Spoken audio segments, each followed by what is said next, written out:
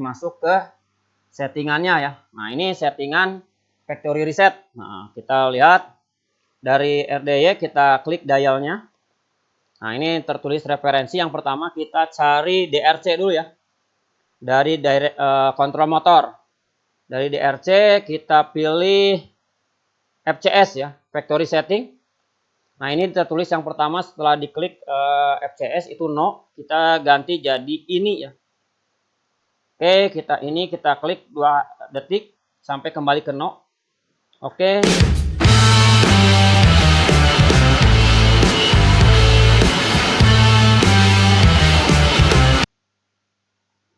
Bismillahirrahmanirrahim. Assalamualaikum warahmatullahi wabarakatuh. Salam prestasi, salam lestari. Alhamdulillah, ucapan pertama yang harus kita sampaikan sebagai rasa syukur kita kepada Allah Subhanahu wa taala yang telah memberikan kita kesehatan dan kenikmatan. Tak lupa sholawat serta salam kita sampaikan pada junjungan kita Nabi Muhammad SAW. Alhamdulillah, setelah beberapa lama tidak membuat video pembelajaran, ini kita buat lagi video pembelajaran tentang PFD, yaitu variable frequency drive dari Schneider, yaitu jenisnya Altivar 312 atau ATP 312. Nah, yang kemarin kita sudah jelaskan tentang ATP 320. Untuk itu mari kita lihat presentasinya.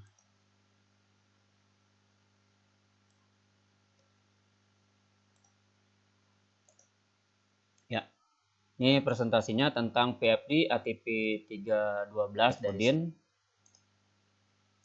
Nah, ini bentukannya ya. Jadi bentukan dari ATP 312. Nah, nanti ini ada dial, ada potensio lokal, di sini ada escape. Nanti kalau yang putih ini kita buka, di dalamnya ada mode, ada run dan stop ya. Nah, ini untuk tegangannya.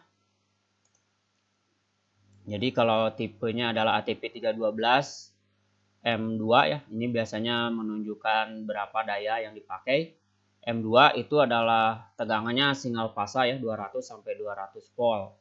Tapi keluarannya adalah 3 fasa, tegangannya 200 sampai 240 volt.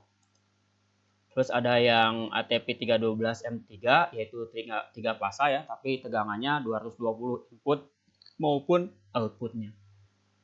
Sedangkan ATP 312 M4 itu tegangannya 3 fasa ya. Jadi masukkan inputnya 380 volt, keluarannya juga 380 sampai 500 volt. Jadi kalau yang pertama masukkan single fasa, jadi di sini hanya fasa netral saja, nanti keluarannya 3 fasa sebanyak 220. Yang kedua yang M3 adalah 3 fasa tapi 220 volt dan keluarannya juga 3 fasa 200 sampai 240 volt.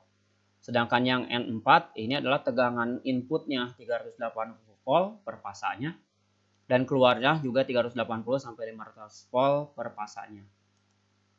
Sedangkan yang keempat yaitu S4, ini tegangan per fasanya 525 sampai 600 volt. Mungkin yang S6 ini di kita agak sulit untuk dipraktekkan ya, karena tegangan per fasanya harus 525, sedangkan di kita PLN kita punya itu hanya tegangannya 380 volt dan 240 volt untuk single fasa. Nah, sedangkan yang M3 juga ini kita harus menurunkan dulu ya per fasanya hingga 220 volt.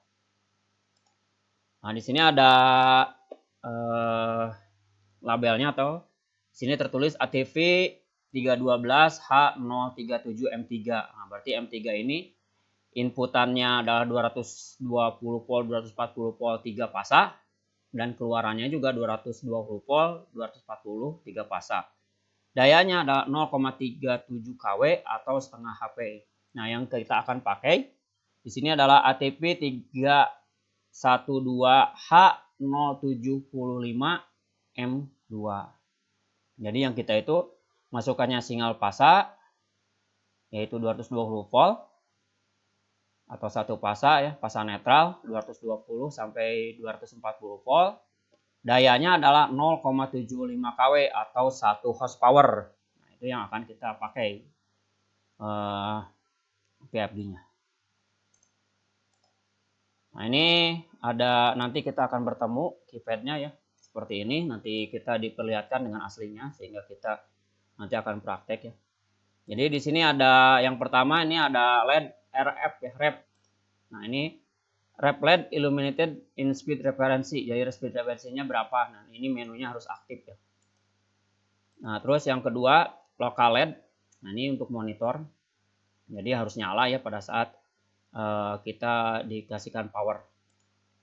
Yang ketiga itu adalah untuk monitor LED illumination if monitoring. Nah, di sini jadi monitoring. Jadi ada dua ini untuk power ya, load atau pembebanan. Sedangkan yang monitor itu yang ini, yang titik kedua ya. Dan yang titik ketiga adalah untuk configuration ya. Nah, ini con LED itu untuk setting, motor control, DRC, input output, CFG, I/O, command, CTL, application dan selainnya. Dan ini mode, ini untuk lokal ya. Jadi kalau ditekan 3 detik si mode ini, maka lampu LED yang ketiga ini akan kedap-kedip satu-satu, tek tek tek tek tek tek tek gitu ya semua. Nah, itu berarti bisa dijalankan langsung di ini ya, langsung ditekan tek langsung bekerja gitu. Nah, nanti kita juga akan mencoba tapi tidak yang menggunakan mode karena yang punya kita modenya terganggu ya. Tapi kita akan mencoba yang lokal menggunakan run, stop dan dial ini atau potensio. Nah, run button adalah control powering untuk lokal. Jadi untuk menjalankan secara lokal, kalau kita tidak menggunakan switch eksternal atau push button eksternal atau untuk menjalankan yang lain, itu kita bisa menggunakan push button dari run ini. Dan untuk menghentikannya yaitu menggunakan stop atau reset ya. Jadi ini push button untuk on dan off. Nah, ini adalah berupa jog dial. Jadi jog dial ini nanti yang akan jadi kayak potensio ya, yang akan mengatur berapa frekuensi yang dibutuhkan. Nah, nanti ini kita putar. Nah, functionnya ini untuk remote configuration ya, nanti kita akan coba. Nah, terus ada di sini ada escape. Escape ini untuk mengembalikan dari local mode menjadi thermode atau remote mode ya, maaf, local mode menjadi remote mode. Jadi di sini escape-nya ditekan 2 detik, jadi akan kembali normal. Nah, ini terus yang kedua kalau kita sudah mau mengembalikan lagi ke ready, itu ESC atau escape ini yang dipakai ya. Nah, di sini ada status 2, ada run atau error. Nah, kalau lampu errornya nyala berarti di sini ada komponen yang salah atau foul parameter ya. Terus di sini ada 7 segmen, di mana 7 segmen ini akan berusaha atau dijadikan sebagai acuan dari parameter dan acuan dari frekuensi yang dipakai. Itu keypad operation-nya. Nah, ini ada pengawatannya ya. Ini ATP M2 ini jadi RST. Di sini L1 L2 RS ya, tapi di sini sebenarnya sumbernya hanya 220 volt ya. Kalau pakai yang M3 maka di sininya adalah 380, di sini 2 ini 380. Ya, kalau yang pakai N4 dan NS ini dipakai RST-nya adalah 380 dan yang kalau yang NS 520 ya. Nah, jadi nanti kalau yang M2 di sini ada pasa netral, jadi R-nya pasa, S-nya netral 220. Sedangkan yang M3 di sini biasanya menggunakan adalah 380 keluarannya 220 ya. Nah, ini ada kontrol terminalnya, ini ada logic input. Nah, di sini ada source atau sistemnya sourcing atau syncing ya. Terus di sini ada RS475-nya, nanti di sini nah ini RS475-nya ini untuk Modbus. Terus di sini ada untuk sistem analog ya. Biasa digunakan untuk kalau yang con 1 10 volt berarti digunakan A1. Kalau A2 ini kalau digunakan con 10 A2 berarti di sini plus minus 10 volt. Kalau kita gunakan A3 ini untuk arus 4 sampai 20 mili. Di sini analognya yang dipakai. R1A, R1B, R1C ini biasa digunakan untuk rangkaian pengawas ya atau watchdog. Jadi kalau misalkan ada beban lebih, maka si rangkaian ini akan mematikan seluruh sistem. Nah, kita sekarang tidak pakai dulu ya. Terus di sini ada 24 LI1, LI1, LI2 sampai LI6. Ini adalah digital ya. LI1 itu untuk on dan biasa digunakan untuk forward. LI2 ini digunakan untuk reverse. LI4, LI3, LI4, LI6 ini biasanya untuk multi spin. Nah, ini di terminalnya. Nah, ini nanti part-partnya ya bisa dibaca. Jadi di sini ada ground, nanti kita perlihatkan keseluruhannya. Baik, kita lihat dial di komponen di utamanya ya. Nah, di sini nanti ada ref sesuai di sini ya. Sesuai ada ref referensi, terus di sini ada monitor, terus di sini ada konfigurasi, terus di sini ada mode. Nah, mode ini nanti untuk lokal. Jadi lokal untuk menjalankan ya. Terus di sini ada dial. Nah, ini dial untuk merubah dan menambahkan. Nanti dial itu ada yang diputar, ada yang diklik ya. Nah, itu untuk mengklik parameter nanti. Di sini ada escape. Nah, ini untuk kalau 2 detik mengembalikan dari lokal menjalankan lokal menjadi remote ya. Nah, nanti dijalankan sampai sini. Jadi ini untuk kembalikan ke remote. Atau remote itu menggunakan eksternal yang lain. Di sini ada stop, reset untuk menghentikan kalau kita menggunakan lokal, menjalankan lokal. Dan di sini ada run untuk menjalankan supaya motor bisa berputar ya. Nanti kalau motornya berputar nanti diatur frekuensinya di sini di dial ini. Terus di sini ada can open, ada run. Jadi ada LED run, berarti kalau sedang run LED-nya akan menyala. Kalau error yang menyala berarti ada kesalahan parameter seperti ini ya. Ini key value operation-nya ya. Jadi terus di sini di dalamnya nanti karena yang kita pakai M2 ya. Nah, ini nanti ada grounding, ini sumber grounding, ini sumber pasa, ini sumber netral untuk 220 volt dan keluarannya di sini adalah UPW untuk tegangan 220 volt per pasa ya. UPW-nya nanti lari ke motor ke sini. Jadi dari sini lari ke motor. Terus di sini ada terminal-terminal ya. Nah, ini terminal-terminalnya. Nah, seperti ini. Nanti maaf, di sini ada switch ya untuk logical input configuration switch. Yaitu ada sourcing, ini kita sedang sistem sourcing, ada CLI dan ada syncing ya. Nah, kalau ke bawah sistem syncing. Terus di sini ada kabel RJ45 untuk Modbus, nanti bisa dikontrol oleh PLC, bisa dikontrol oleh SOMUV ya, atau menggunakan kabel SOMUV nanti.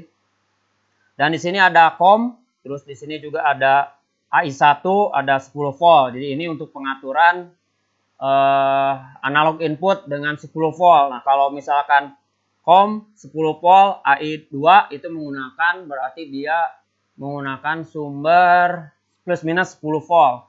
Nah, kalau menggunakan COM AI3 yang atas, berarti dia menggunakan 4 sampai 20 miliampere. Nah, ini yang atas ya di sini COM-nya.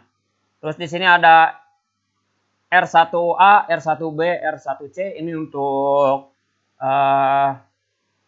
relay pengawasan ya. Jadi kalau ada beban lebih, kalau relay ini yang dipakai atau biasa digunakan disebut relay watchdog. Nah, ini nanti kalau misalkan ada beban lebih, maka relay ini yang akan mematikan semua sumber. Jadi relay ini seperti pengunci yang terganggu gitu ya. Kalau penguncinya terganggu, maka sistemnya akan terganggu. Nah, kita tidak menggunakan langsung ke sumber dulu ya.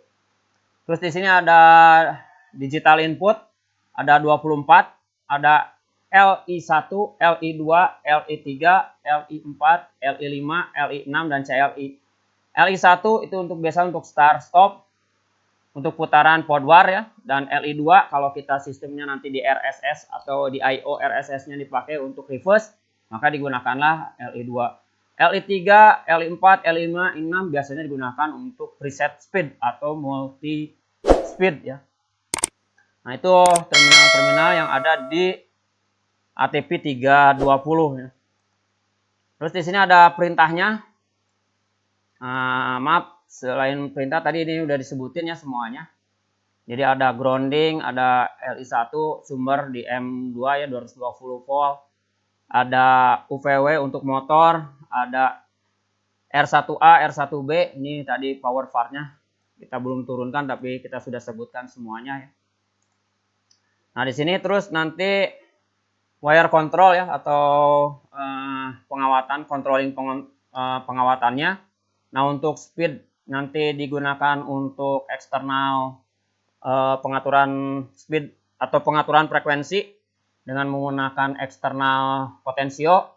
Nah, sambungannya di sini COM masuk ke kaki 2.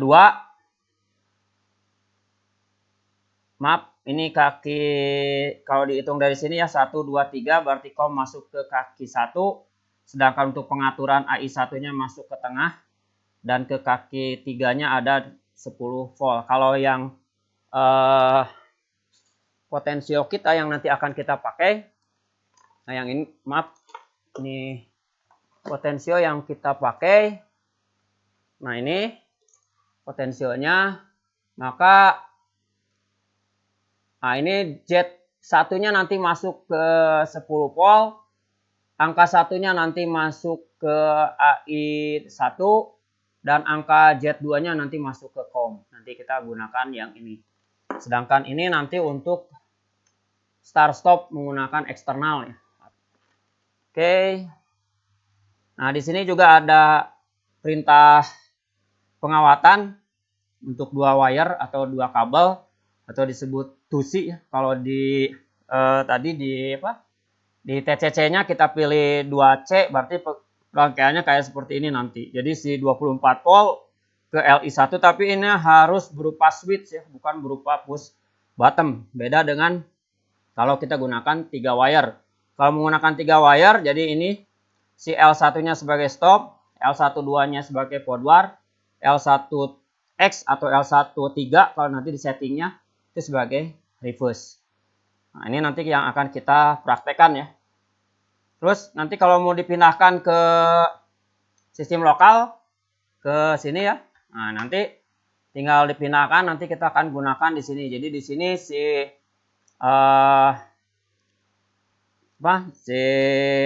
dialnya, nah, FR1-nya tidak dipakai AI1, AI2, AI3, tapi yang dipakai adalah AI UI ya, atau VI ya, AI atau UI atau AI VI ya, nanti jadi digunakan dial lokal ya, dial lokal. Sedangkan untuk running ini nanti di TCC-nya tidak menggunakan 2C atau 3C, tapi akan digunakan lock, LOC ya, atau lokal ya. Jadi nanti kalau kita running, terus ini kita jalankan, motor akan berputar, nanti kalau kita tekan stop, maka motor akan berhenti. Nah, itu local configuration-nya. Terus nah ini perintahnya ya. Nah, ini di rep atau speed referensi itu ada standar motor, kodenya BFR yaitu untuk frekuensi, factory settingnya 50 Hz. Sedangkan untuk analog inputnya di FR1 factory settingnya AI1 ya. Sedangkan untuk controllingnya TCC-nya di sini factory settingnya 2C.